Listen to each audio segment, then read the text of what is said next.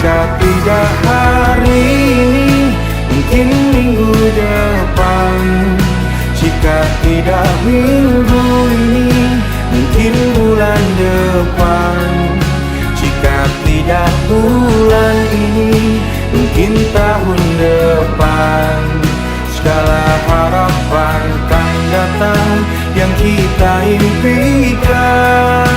Janganlah menyerah dulu, waktu masih panjang. Ingat doa kita.